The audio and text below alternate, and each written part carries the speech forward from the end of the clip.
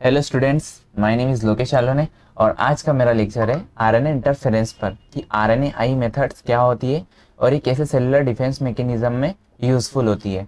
तो चलो स्टार्ट करते हैं आज का लेक्चर। फर्स्ट अगर हम डेफिनेशन की बात करें तो आरएनए इंटरफेरेंस जो होती है एक बायोलॉजिकल प्रोसेस है जो कि क्या करती है, किसी भी सीक्वेंस स्पेसिफिक मैनर में किसी भी सेलुलर प्रोसेस को सपरेशन का काम करती है ना। सीक्वेंस स्पेसिफिक मतलब बोले तो कैसा सीट पेयरिंग करती है, सीट पेयरिंग बोल सकते हैं आप, या तो फिर कॉम्प्लीमेंट्री पेयरिंग, कॉम्प्लीमेंट्री पेयरिंग करती है ना। ये ऐसे आरएनएस को प्रोड्यूस करती है। आरएनए मेथड क्या होता है कि एक ऐसे आरएनएस को प्रोड्यूस करती है जो कि कोई भी बायोलॉजिकल प्रोसेस को रेगुलेट करने का काम करते हैं, रेगुलेट करने का काम करते हैं। और ये क्या करते हैं, डबल स्टैंडर्ड मैनर में बाइंड करते हैं।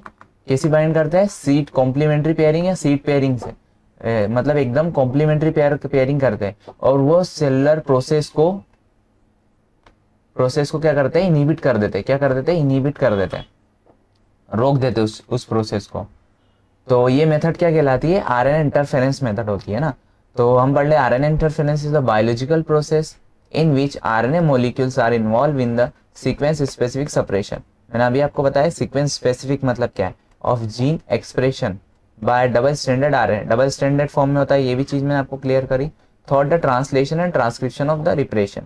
और ये सेलुलर प्रोसेस मीन्स ट्रांसलेशनल और ट्रांसक्रिप्शनल रिप्रेशन करता है ना। ट्रांसक्रिप्शन क्या है, जहां पर डीएनए से आरएनए का फॉर्मेशन होता है, और ट्रांसलेशन वहां पर आरएनए से एमआरएनए से प्रोटीन का फॉर्मेशन होता है। तो अगर हम बात करें किसी आरएनए मेथड पर, double standard RNA mediated interference is a simple and rapid method of silencing. ये एक सिंपल मेथड है और रैपिड मेथड है। सिंपल बोल सकते हैं या फिर उसको बोल सकते हैं रैपिड मेथड है for silencing the gene expression. किसी भी जीन के एक्सप्रेशन को साइलेंस करने के लिए रिस्पॉन्सिबल मेथड है ना। क्योंकि ये ऐसे आरएनए को प्रोड्यूस करती है जो कि किसी भी प्रोसेस में जाकर टारगेटिंग करता है, और टारगेट आरएनएस को के साथ सीट पेयरिंग या कॉम्प्लीमेंट्री पेयरिंग करता है। और इसी कॉम्प्लीमेंट्री पेयरिंग के थ्रू क्या करता है, वो सेलुलर प्रोसेस को इनहिबिट कर देता है। And the silencing of gene is consequence of degradation of RNA into the short RNA that activate the ribonucleoside nucleus to target the homologous RNA mRNA. मैंने आपको बताया कि अगर मैं आपको अच्छे से व्हाइट बोर्ड पर अगर समझाऊं तो फर्स्टली मैंने क्या बोला कि आरएनए आई एक ऐसी मेथड है जो किसको प्रोड्यूस कर रही है, एक टाइप के आरएनएस को, जिसको हम क्या बोल रहे हैं, SI RNA and MI RNA. और ये दोनों आरएनए क्या करते हैं, उनके टारगेट आरएनए पर कॉम्प्लीमेंट्री या फिर हम बोल सकते हैं सीट पेयरिंग, है ना। कॉम्प्लीमेंट्री पेयरिंग करते हैं या तो सीट पेयरिंग करते हैं। और ये कॉम्प्लीमेंट्री और सीट पेयरिंग करके उस सेलुलर प्रोसेस को क्या करते हैं, इनहिबिट कर देते हैं, है ना, इनहिबिट कर देते हैं। तो इसी मेथड को हम क्या बोलते हैं, आरएनए मेथड, जो कि एक प्रकार की सप्रेशन मेथड है, जो किसी भी बायोलॉजिकल प्रोसेस या फिर हम बोल सकते हैं कोई भी आरएनए जो कि सेल्स के ऊपर अटैक कर रहा है, तो सेलुलर तो अटैक कर रहा है तो इसलिए उसको उस अटैक से बचा रही है। तो इसको हम और एक नाम से क्या बोल सकते हैं, ये हम बोल सकते हैं सेलुलर डिफेंस मैकेनिज्म। हम इसको क्या करते हैं, सेलुलर डिफेंस मैकेनिज्म या cellular defence biological process, RNA methods को। And the resulting phenotype either the identical to those the genetic null mutants and resemble the allelic series of mutants। और ये मैंने बोला कि आइडेंटिकल होते हैं मतलब कॉम्प्लीमेंट्री होते हैं। Specific gene silencing has been sure to be related to the two ancient process, co separation in the plant and quelling in the fungi. और ये डिफरेंट स्पीशीज में ये प्रोसेस डिफरेंट होती है। जैसे कि फंजाई में क्यूलिंग प्रोसेस होती है और को सेपरेशन इसमें होता है, प्लांट में होता है। And has also been associated with the regulatory process such as transposons, silencing, antiviral defence mechanisms, gene regulation and chromosomal modification. और ये सारी प्रोसेसेस में इसका इनका यूज होता है। मैंने अभी आपको बताया कि जो एक प्रकार के हम एंटीवायरल डिफेंस मैकेनिज्म में भी इसका यूज कर रहे हैं कि अगर कोई आरएनए सेल्स के अंदर इंटर करता है तो ये क्या करती है, ये इस आरएनए के कॉम्प्लीमेंट्री आरएनए का फॉर्मेशन करती है। और ये कॉम्प्लीमेंट्री आरएनए जो होता है इस आरएनए से कॉम्प्लीमेंट्री बाइंड करके सीट पेयरिंग करता है। और सीट पेयरिंग करके इतने जो उनका हार्मफुल स्टैंड होता है जो कि सेल्स के अंदर डिसीज कॉज करने के लिए रिस्पॉन्सिबल होता है, उस आरएनए को इनहिबिट करने का काम करती है। जैसे ही इसे आरएनए इनहिबिट हो जाता है, ये सेलुलर प्रोसेस जो कि सेल्स को जो भी इनहिबिट कर रहा है या डिसीज कॉज कर रहा है उस सेल्स में, उसके लिए ये सारी प्रोसेस को इनहिबिट हो जाता है। मतलब आप समझ रहे होगे।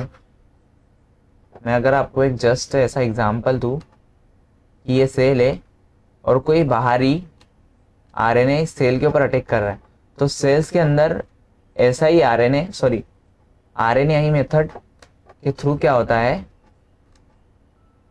आरएनए मेथड के थ्रू siRNA एंड mRNA बनता है। और ये siRNA और mRNA क्या करता है, ये siRNA इस कॉम्प्लीमेंट्री आरएनए के साथ में बेस पेयरिंग करा लेता है इस टाइप से।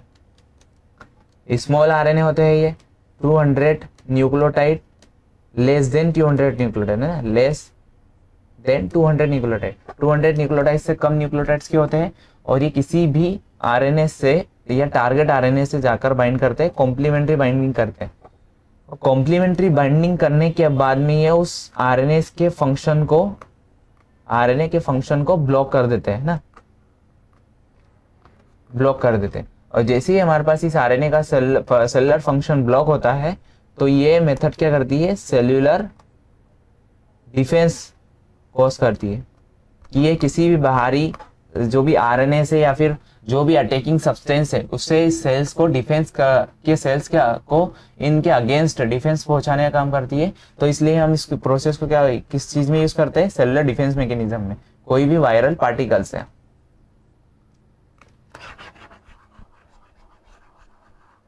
तो आपको समझ में आया होगा कि आरएनए मेथड किस लिए हम यूज करते हैं।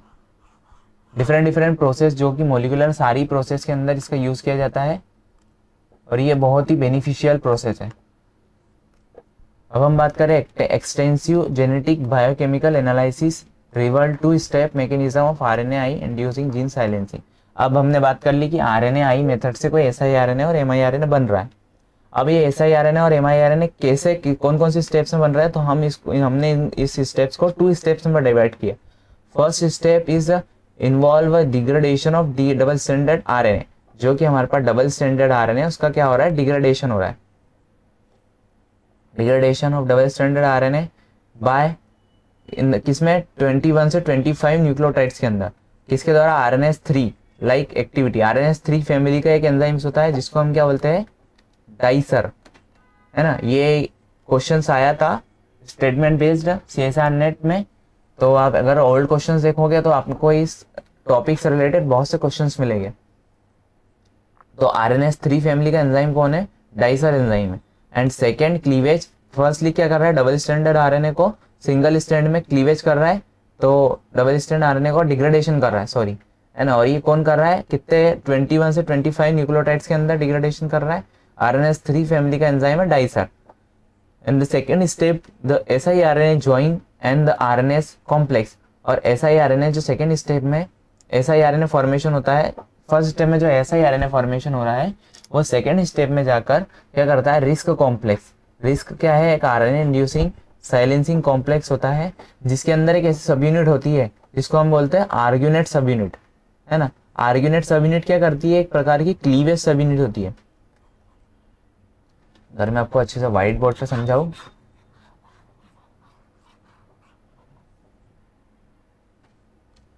तो हमने क्या करा, RNA मेथड को 2 टाइप्स में डिवाइड करा, 2 स्टेप्स में। फर्स्ट स्टेप में क्या हो रहा है, फर्स्ट स्टेप में डबल स्टैंडर्ड DNA से mRNA फॉर्म हो रहा है और mRNA से siRNA फॉर्म हो रहा है ना। ये सारी प्रोसेस मैं अच्छे से क्लियर करूंगा, आपको डायग्रामेटिकली समझाऊंगा। और सेकंड स्टेप में क्या कर रहा है, ये siRNA रिस्क कॉम्प्लेक्स। रिस्क क्या है, RNA इंड्यूसिंग साइलेंसिंग कॉम्प्लेक्स, है ना। इस कॉम्प्लेक्स के थ्रू क्या करते हैं, इसके अंदर क्या सब यूनिट्स होती है, इसके अंदर आर्ग्यूनेट सब यूनिट होती है जो कि क्लीवेज का काम करती है ना, क्लीवेज और बेस पेयरिंग का काम करती है। क्लीवेज क्या कराती है, डबल स्ट्रैंडेड फॉर्म में आरएनए होता है, इसकी बीच से क्लीवेज करके इस कॉम्प्लीमेंट्री स्ट्रैंड को टारगेट आरएनए के कॉम्प्लीमेंट्री स्ट्रैंड से आकर बाइंड करवाती है। और जैसे ही हमारे पास टारगेट आरएनए से एसआई आरएनए बाइंड करता है, तो एसआई आरएनए क्या करता है, ये जो टारगेट आरएनए उसका डिग्रेडेशन करा देता है। बात करें अगर हम एमआईआरएनए की, कि अगर एमआईआरएनए की सेलुलर प्रोसेस में अगर हेल्प कर रहा है, तो एमआईआरएनए जो होता है किसी भी सेलुलर प्रोसेस के अंदर जो आरएनए है उनको इनहिबिट कराने का काम कर रहा है ना, इनहिबिट करा रहा है। और एसआईआरएनए डायरेक्ट डिग्रेडेशन को फेवर करता है ना, डिग्रेडेशन कराता है किसी भी आरएनए का या टारगेट आरएनए का। तो मैंने बताया आपको फर्स्ट प्रोसेस और सेकंड प्रोसेस के अंदर some of the component also control the development of many organisms by processing many non coding RNAs, जो कि ये क्या करती है, क्या होता है, नॉन कोडिंग आरएनएस होते हैं called micro RNA. This biogenesis function of micro RNAs resemble the RNAi activities to the large extent. मैंने अभी आपको बताया कि एमआईआरएनए भी एक प्रकार का जीन इनहिबिटिंग कॉम्प्लेक्स होता है, मतलब एक इस टाइप का आरएनए होता है जो कि किसी भी सेलुलर प्रोसेस में टारगेट आरएनए को इनहिबिट करने का काम करता है, डिग्रेडेशन नहीं कराता है उस आरएनए का। डिग्रेडेशन कौन करा रहा है, एसआईआरएनए करा रहा है ना। Recent study indicate that the contest of RNAi genome also undergoes alteration in the form of DNA methylation and heterochromatin formation, program DNA elimination। और mRNA क्या होता है, मैंने एक अभी आपको पीछे एक लेक्चर लिया है जिसका मैंने नॉन कोडिंग आरएनए का, जो कि किसकी हेल्प से सेलुलर प्रोसेस को रेगुलेट करते हैं, रिमॉडलिंग कॉम्प्लेक्स के अंदर मॉडिफिकेशन करके, है ना। अब वैसे ही हमारे पास mRNA भी इसके प्रिंसिपल की तरह वर्क करता है कि ये भी किसी भी रिमॉडलिंग कॉम्प्लेक्स के अंदर मॉडिफिकेशन करता है और उसी के थ्रू एपिजेनेटिक रेगुलेशन कराता है। एपिजेनेटिक रेगुलेशन मींस क्या होता है कि जो कॉम्पेक्शन ऑफ डीएनए का कॉम्पेक्शन होता है, जिससे कि जो भी एक्टिवेटिंग सबयूनिट्स है, एक्टिवेटिंग जीन है, वो विजिबल नहीं होते, और विजिबिलिटी नहीं है तो जो भी एक्टिवेटिंग एंजाइम्स है वो उस एक्टिव जीन के ऊपर बाइंड नहीं कर पाएंगे और वो सेलुलर प्रोसेस इनहिबिट हो जाएगी।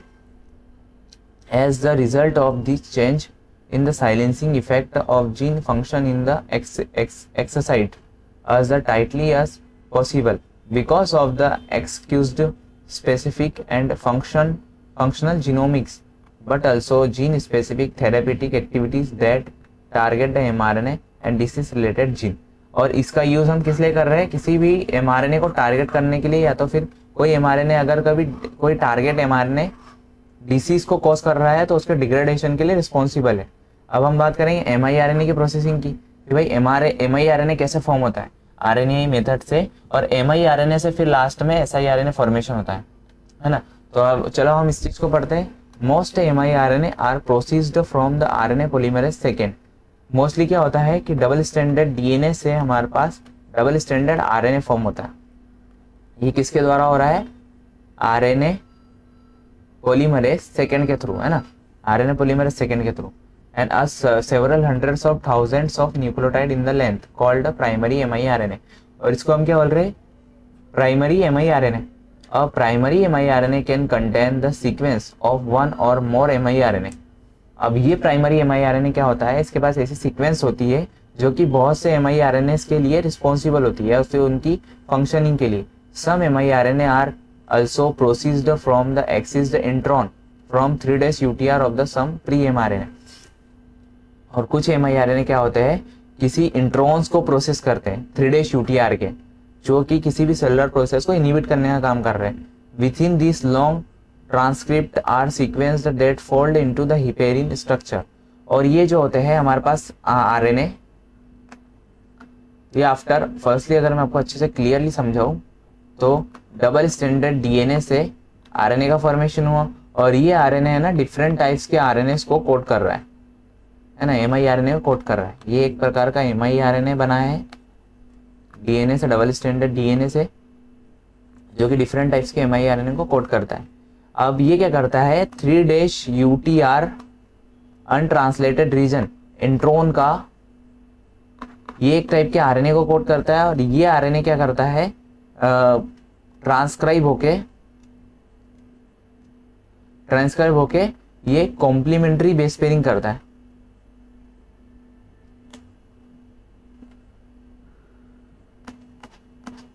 कॉम्प्लीमेंट्री बेस पेयरिंग मीन्स क्या करता है, ये सिंगल आरएनए जो होता है ये कॉम्प्लीमेंट्री बाइंड करके लूप का फॉर्मेशन करता है, हेयर पिन लूप का सिंगल आरएनए, और ये डबल स्ट्रैंडेड फॉर्म में आ जाता है ना। इसलिए हमने आगे बात करी थी कि ये डबल स्ट्रैंडेड फॉर्म की एक सेलुलर रेगुलेटेड प्रोसेस है। हिपेरिन का स्ट्रक्चर का फॉर्मेशन करता है, about 70 nucleotides in the length with imperfect base pairing in the stem, और जो कि स्टेम लूप का फॉर्मेशन करता है ना। And the nuclear RNA specific for the double stranded RNA called Drosha, और न्यूक्लियस, और ये सारी प्रोसेस कहीं में हो रही है, न्यूक्लियस में हो रही है, और न्यूक्लियस में एक प्रकार का ऐसा आरएनए होता है जिसको हम बोल रहे हैं ड्रोशा आरएनए। अब ड्रोशा क्या करता है, act with a nuclear double stranded RNA binding protein called DGCRB, जिसको हम बोल रहे हैं DiGeorge syndrome chromosomal region and named in the association with genetic disease. मतलब ये ड्रोशा जो आरएनए की हमने बात की है, ड्रोशा आरएनए एक प्रकार के प्रोटीन से अगर बाइंड करता है, अगर इस प्रोटीन की एब्सेंस होती है तो हमारे पास डाइजियोर्ग सिंड्रोम्स का फॉर्मेशन होता है सेल्स के अंदर। मतलब हम अगर बात करें तो ये जो आरएनए ये बेसिकली यूजफुल है किसी भी सेलुलर प्रोसेस के लिए। अगर इनकी एब्सेंस या इसमें म्यूटेशन हो रहा है तो हमारे पास इसमें डिसीज कॉज हो रही है। ड्रोशा जो, अगर हम ड्रोसोफिला की बात करें, ह्यूमन के अंदर ड्रोसा प्रेजेंट होता है, और अगर हम बात करें ड्रोसोफिला की तो ड्रोसोफिला में पाशा प्रेजेंट होता है। पाशा जो होता है, पाशा ये होमोलोगस होता है, सॉरी एनालोगस होता है, ये किसके, एनालोगस है ये ड्रोशा के।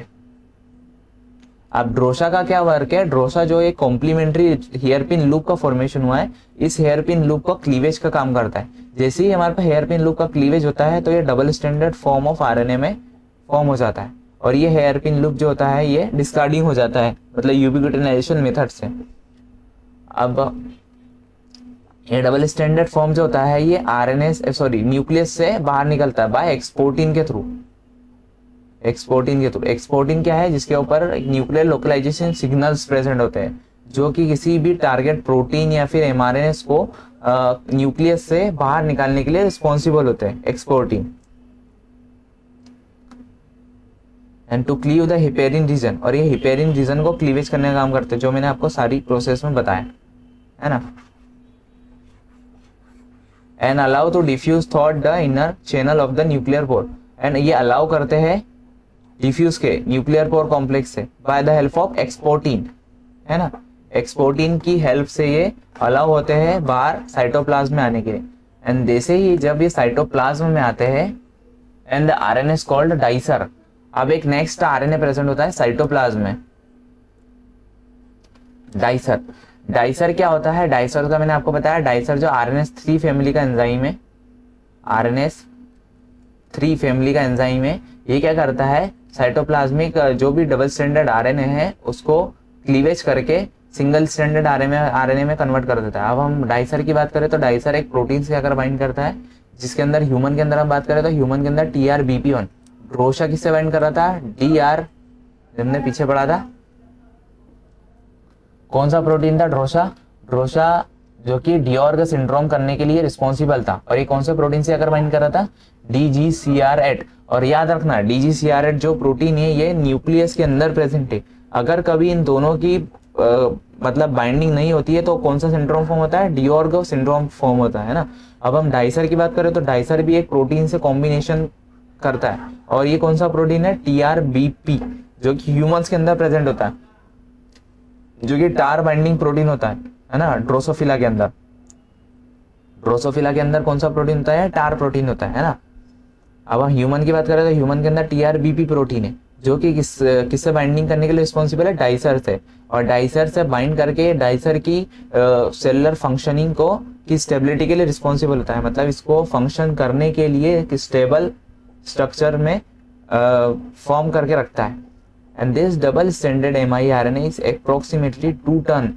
A form of RNA helix in the length and the standard 21 to 23 nucleotide long and 2 unpaired 3 nucleotide at the each end, है ना। और ये 21 से 23 न्यूक्लियोटाइड्स का लॉन्ग रीजन फॉर्मेशन का काम करता है ना। डाइसर आरएनए क्या करता है, डबल स्ट्रैंडेड आरएनए का क्लीवेज करा रहा है और क्लीवेज करा के इसको एसआई आरएनए का फॉर्मेशन करा रहा है ना, एसआई आरएनए में चेंज करा रहा है। 21 से 23 न्यूक्लियोटाइड्स लॉन्ग एसआई आरएनए का फॉर्मेशन करा रहा है। And this one of the two strand is selected assembly into the mature RNA inducing gene silencing complex.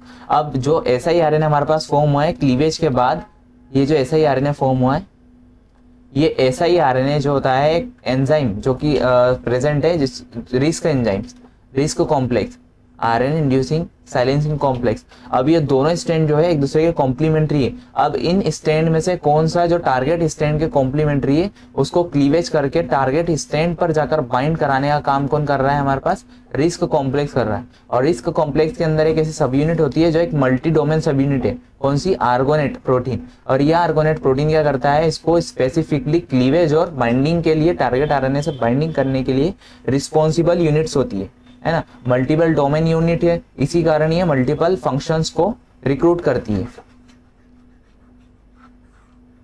और ह्यूमंस की बात करें तो ह्यूमंस के अंदर 4 टाइप्स के आर्गोनेट्स प्रेजेंट होते हैं।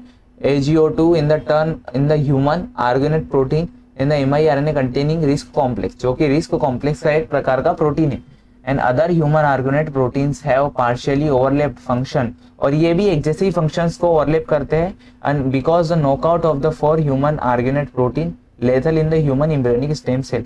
और अगर सारे प्रोटीन, अगर हम बायोलॉजिकल प्रोसेस की बात करें तो हर प्रोसेस में जो भी प्रोटीन्स यूज होते हैं वो रिस्पॉन्सिबल होते हैं उनके फंक्शनिंग के लिए। अगर कभी उन प्रोटीन्स के अंदर म्यूटेशन कॉज हो जाता है या तो कहीं से उनका डिलीशन हो जाता है, तो ये डिलीशन के कारण क्या होता है, एम्ब्रियो का जो नॉर्मल फॉर्मेशन होता है नॉर्मल फॉर्मेशन नहीं होता है। या तो अगर कभी नॉर्मल फॉर्मेशन हो जाता है तो आगे जितने भी सेलुलर प्रोसेस के एज वाइज आती है उसके अंदर बहुत से फ्लक्चुएशंस आते हैं। एंड आफ्टर जो अगर इन प्रोसेस का या फिर जो भी म्यूटेशन हुआ है, अगर इस म्यूटेशन को रिपेयर नहीं किया जाए तो एक टाइम पर ऑर्गेनिज्म की डेथ रिस्पॉन्सिबल हो जाती है। And the specific function of the other argonaute protein during mouse development currently under studies, है ना। और एक स्टडीज में देखा गया था कि माउस के डेवलपमेंट के लिए इस आरएनए का यूज किया गया था, रिस्क कॉम्प्लेक्स था, है ना। miRNA RISC complex associated with the target mRNA base pairing, जो कि टारगेट mRNA से बेस पेयरिंग करता है। And argonaute bound mature miRNA complementary region of the 3' UTR target mRNA। मैंने आपको अच्छे से क्लियर करा कि ये 3' UTR के ऊपर जाकर बाइंड करता है। ये चीज याद रखना, ये टारगेट mRNA कॉम्प्लीमेंट्री बाइंड कर रहा है और किसके ऊपर बाइंड कर रहा है, 3' UTR पर, किसके, इंट्रॉन्स के, है ना। इंट्रॉन और एक्सॉन्स की अगर बात करें तो एक प्रोटीन, एक mRNA होता है जिसके अंदर, सॉरी RNA होता है, RNA के अंदर इंट्रॉन्स भी प्रेजेंट होते हैं और एक्सॉन भी प्रेजेंट होते हैं। एक्सॉन जो होता है कोडिंग प्रोटीन होते हैं, कोडिंग mRNA होता है, और इंट्रॉन जो होते हैं ये नॉन कोडिंग mRNA होता है। और नॉन कोडिंग मीन्स किसी प्रोटीन को कोड नहीं करते, बट हाँ ये किसी एक ऐसे प्रोसेस को कोड करते हैं जो कि सेलुलर रेगुलेटिंग प्रोसेस होती है, जिसको हम बोल रहे हैं RNAi मेथड। और ये RNAi जो बायोलॉजिकल मेथड है, यही इस नॉन कोडिंग RNA से एक सेलुलर रिप्रेशन RNA का फॉर्मेशन कराते हैं, जो कि सारी प्रोसेस को रेगुलेट कराते हैं। Inhibition of target mRNA translation require the binding of 2 and more risk complex and distinct complementary region of the target mRNA UTR and generally more risk complex UTR and generate a repression of translation, है ना। मैंने आपको बताया है कि ये UTR से bind करके, 3' UTR से इंट्रोनिक रीजन से बाइंड करके किसी भी प्रोसेस को रिप्रेस कराने का काम करते हैं। अब मैं आपको अगर इस डायग्रामेटिकली अगर आपको समझाऊं तो कैसा होगा, जैसे कि अगर हमने बात करी ये DNA है, डबल स्ट्रैंडेड DNA, है ना। ये डबल स्ट्रैंडेड DNA के अंदर एक MIR1 जीन प्रेजेंट होता है, और ये जीन क्या करता है, miRNA टारगेटिंग जीन होता है, सॉरी miRNA टारगेटिंग बोल रहा हूँ, miRNA ट्रांसक्रिप्टिंग जीन होता है। मैं कलर चेंज कर लेता हूँ आपके लिए। तो ये किसी भी miRNA का ट्रांसक्रिप्शन कराता है ना, ट्रांसक्रिप्शन के बाद में क्या होता है, इसके अंदर न्यूक्लियस में सारी प्रोसेस किस में हो रही है, न्यूक्लियस में। न्यूक्लियस में एक प्रोटीन होता है, सॉरी एंजाइम्स होता है ड्रोशा, जो कि क्लीवेज करने का काम करता है इस लूप को, हेयरपिन लूप को, है ना। जैसे कि ये न्यूक्लियस की अगर हम बात करें तो डबल स्ट्रैंडेड डीएनए है, जिसके अंदर एक जीन प्रेजेंट है MIR1। अभी MIR1 जो होता है ट्रांसक्रिप्शन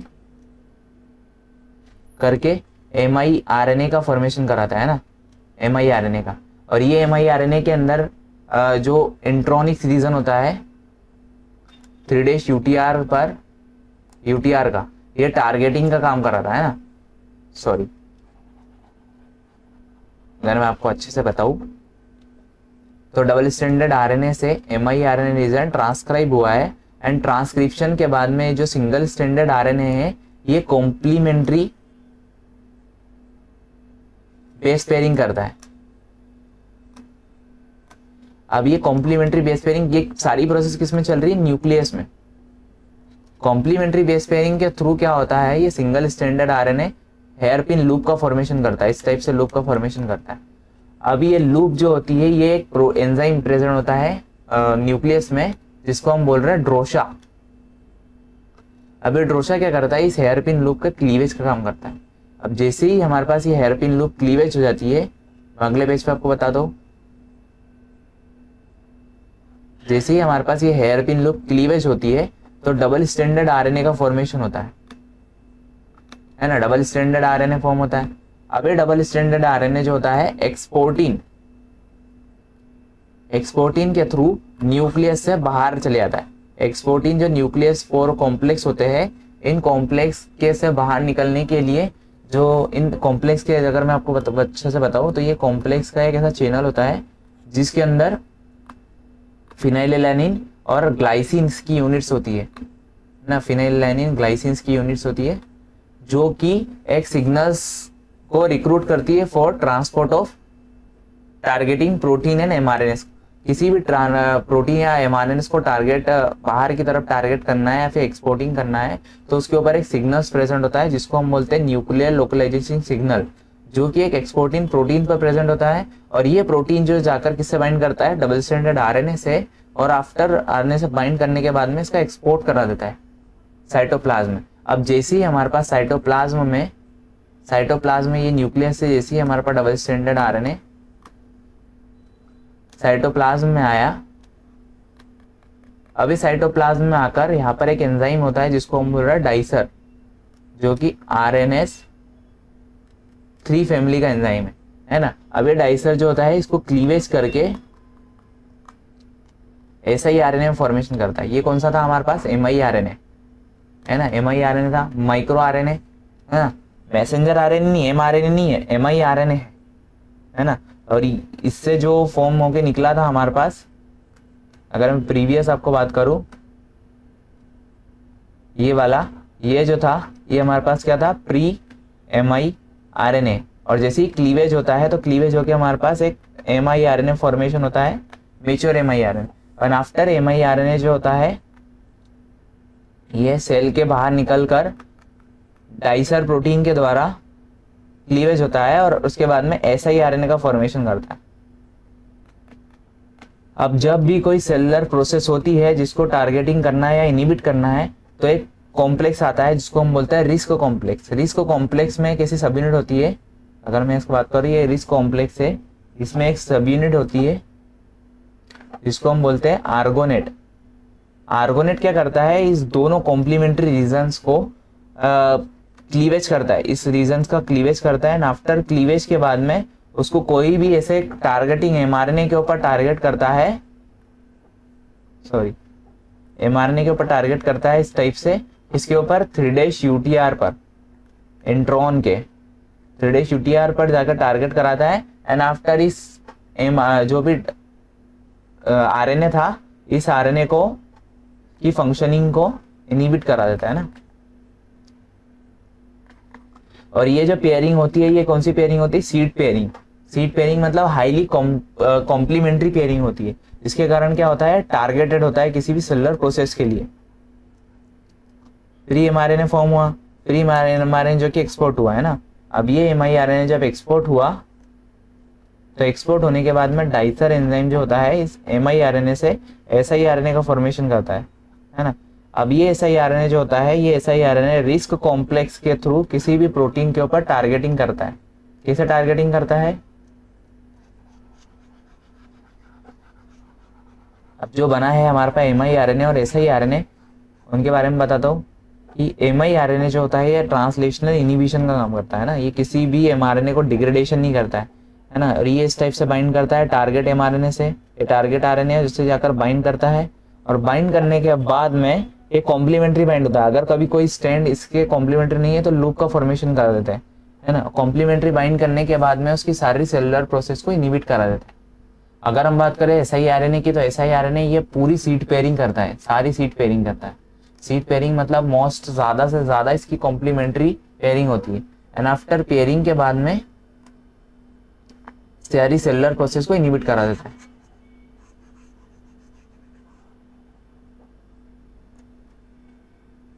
अब अगर मैं एक सिंपल भाषा में आपको समझाऊं तो रिस्क कॉम्प्लेक्स कैसे इनिबिट कराता है, तो रिस्क कॉम्प्लेक्स क्या करता है, जाकर किसी भी टारगेट एमआरएनए के ओर बाइंड करता है, और बाइंड करने के बाद में सेलुलर प्रोसेस जो होती है, जैसे भी डिग्रेडेटिंग प्रोसेस होती है उस एमआरएनए की, कौन सी डीकेपिंग एंजाइम, जैसा डीकेपिंग एंजाइम। डीकेपिंग एंजाइम कौन से होते हैं हमारे पास, DPC1 एंड DPC2, जो कि 5 days to 3 days एक्सोन्यूक्लियस या फिर XNRN1 साइटोप्लाज्मिक एक्सोसोम्स के थ्रू क्या करते हैं, किसी भी आरएनए का डिग्रेडेशन कराते हैं। तो इस कॉम्प्लेक्स को ये क्या करते हैं, रिक्रूट कराते हैं।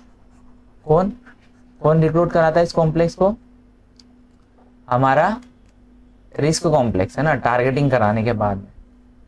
तो जैसे ही हमारे पास 5 days रिक्रूट कौन से, पॉली एडिनेशन बाइंडिंग प्रोटीन कॉम्प्लेक्स, और ये जाकर क्या करते हैं, ये प्रोटीन किसी भी पोली या टेल के ऊपर जाकर बाइंड करते हैं, और किसको रिक्रूट कराते हैं, SKI7 को।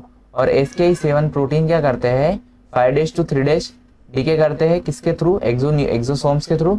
And 3 days to 5 days decay होता है हमारे पास XNRN1 प्रोटीन के थ्रू, है ना। 5 days to 3 days एक्सोसोम्स के थ्रू हमारे पास किसी भी एमआरएनए का डिग्रेडेशन हो रहा है, यहाँ देखो यार डिग्रेडेशन हो रहा है, और XNRN1 के थ्रू हमारे पास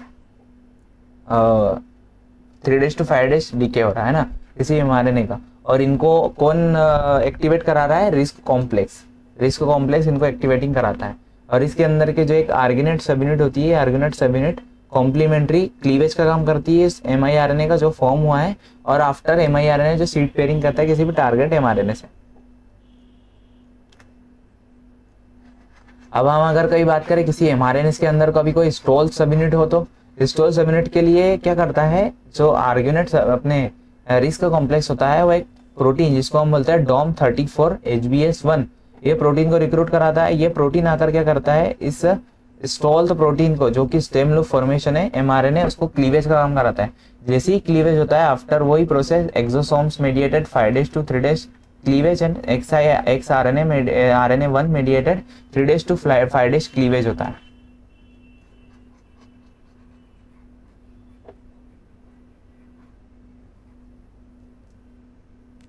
अगर मैं पूरा एक समरी के थ्रू आपको अगर समझाऊं सारी आरएनए मेडिएटेड एमआईआरएनए का कैसा फॉर्मेशन होता है, तो डोरशा के थ्रू क्या होता है, ये लूप का क्लीवेज होता है, और लूप क्लीवेज होने के बाद में ये बाहर आता है प्री एमआईआरएनए के फॉर्म में। प्री एमआईआरएनए ये डाइसर एंजाइम से क्लीवेज होकर एमआईआरएनए का फॉर्मेशन करता है। अब ये एमआईआरएनए क्या होता है, ये लूप्स के क्लीवेज करता है ना, डोरशा हमारे पास इस लूप्स का क्लीवेज करता है, और जो हमारे पास एंड क्लीवेज होता है लूप का, ये डाइसर एंजाइम्स के थ्रू होता है। डाइसर भी एक प्रकार का क्लीवेज एंजाइम है, और ये साइटोसोल्स में प्रेजेंट होता है ना, साइटोप्लाज्म में। तो जैसे ही हमारे पास क्लीवेज होता है, आर्गेनेट सब यूनिट जो करती है, इन दोनों सब यूनिट्स में से कॉम्प्लीमेंट्री जो टारगेट प्रोटीन का कॉम्प्लीमेंट्री है, उसके लिए उसको अलग करके उस टारगेट प्रोटीन पर ट्रांसफर करती है।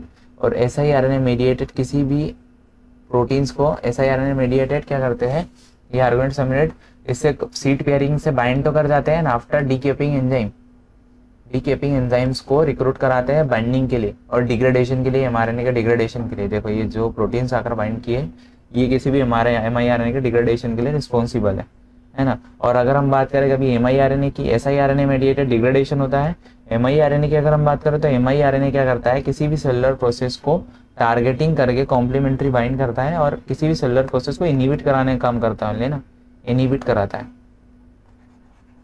तो आपको ये सारी प्रोसेस मैंने स्टेप बाय स्टेप समझाई भी और थ्योरेटिकल भी मेरे पास सारे नोट्स प्रेजेंट है। तो ये इन नोट्स के थ्रू आप सारी प्रोसेस को और बहुत सी क्वेश्चंस को आप हैंडल कर पाओगे। तो जैसे मैंने आपको बताया, ये रिस्को कॉम्प्लेक्स क्या कर रहा था, आर्गुनेट सबयूनिट थी। रिस्को कॉम्प्लेक्स के अंदर एक आर्गुनेट सबयूनिट थी जो कि कॉम्प्लीमेंट्री सबयूनिट्स को उठाकर किसी भी टारगेट सबयूनिट के ऊपर, टारगेट mRNA के ऊपर ट्रांसफर करती है और इस mRNA का डिग्रेडेशन करा देती है। किसके थ्रू, ये एक्टिवेट कराते हैं डीकेपिंग एंजाइम को, डीकेपिंग एंजाइम्स को। अब डीकेपिंग एंजाइम इसको डिग्रेडेशन करा देता है 5 days to 3 days एक्सोसोम्स के थ्रू and 3 days to 5 days XRN1 के थ्रू, है ना। तो आपको ये समझ आ गया होगा कि आरएनए मेथड कैसी है और इसके अंदर जो आरएनएस फॉर्म होते हैं वो कैसे सेलुलर प्रोसेस के डिफेंस के लिए काम करते हैं। ये वायरल रेप्लिकेशन का भी था कि वायरल रेप्लिकेशन के थ्रू क्या कर रहे हैं, टारगेटिंग करने का काम कर रहे हैं। अगर मैं आपको बेसिक टर्म में समझाऊं तो बैक्टीरिया के अंदर भी एक इस टाइप की आरएनए मेथड होती है, तो इसको हम क्या बोलते हैं, क्रिस्पर मेथड। ये मैं इसके लिए और लेक्चर बनाऊंगा। अभी क्रिस्पर मेथड में क्या होता है, ये एंटीवायरल जो एजेंट होता है इसको क्लीवेज करने के बाद में जो आरएनए मेडिएटेड आरएनएस होते हैं, सॉरी ये लॉन्ग नॉन कोडिंग आरएनएस की प्रोसेस है ना। अब जो है प्रोसेस में क्रिस्पर आरएनए होता है, इसको क्लीवेज करने के बाद में किसी भी सेलुलर जो भी बैक्टीरियल सेल है उसके इसके डीएनए के अंदर ये फिक्स करा देती है ना, मतलब इसका इंटीग्रेशन करा देती है। अब इंटीग्रेशन के थ्रू क्या करता है, इंटीग्रेशन के थ्रू जब भी अगर सेकेंड टाइम कभी कोई आरएनए अंदर किसी भी सेल्स को, बैक्टीरियल सेल को इन्फेक्ट करता है, तो ये जो इंटीग्रेटेड आरएनए है ये किसी केस 9 जीन होता है, केस 9 प्रोटीन, इसके थ्रू ये ट्रांसक्राइब होता है एंड आफ्टर इसके ऊपर बाइंड कर जाता है ये ट्रांसक्रिप्शन करके। जो भी इंटीग्रेशन आरएनए था किसमें, वायरल आरएनए, वो इंटीग्रेटेड हो गया था जीनोम में, बैक्टीरियल जीनोम के अंदर। और ये जीनोम के थ्रू क्या करता है, ये कॉम्प्लीमेंट्री बेस पेयरिंग कराता है किसके अंदर, जो कि नेक्स्ट टाइम अगर कोई आरएनए आकर बाइंड कर रहा है तो उसके साथ कॉम्प्लीमेंट्री बेस पेयरिंग कराता है और बेस पेयरिंग कराने के बाद में इसकी सेलुलर प्रोसेस को इनहिबिट कर देता है। तो आपको ये सारी चीज समझ में आ गई होगी, आरएनए इंटरफेरेंस मेथड क्या होती है और कैसे ये आरएनएस का फॉर्मेशन करती है, mRNA का फॉर्मेशन करती है, और ये mRNA कैसे सीट पेयरिंग करते हैं, कॉम्प्लीमेंट्री पेयरिंग करके किसी भी डिकेपिंग एंजाइम्स को एक्टिवेशन कराते हैं और किसी भी आरएनए का इनिबिशन या डिग्रेडेशन करा रहे हैं। तो अगर आपको मेरा लेक्चर अच्छा लगे तो प्लीज़ मेरा लेक्चर को लाइक करें एंड सब्सक्राइब करना ना भूलें। प्लीज़ सब्सक्राइब करें, ज़्यादा से ज़्यादा शेयर करें, जिससे कि मेरा लेक्चर बहुत से स्टूडेंट्स के लिए हेल्पफुल रहे। तो थैंक यू। तो मैं अपना लेक्चर यही ख़त्म करता हूँ।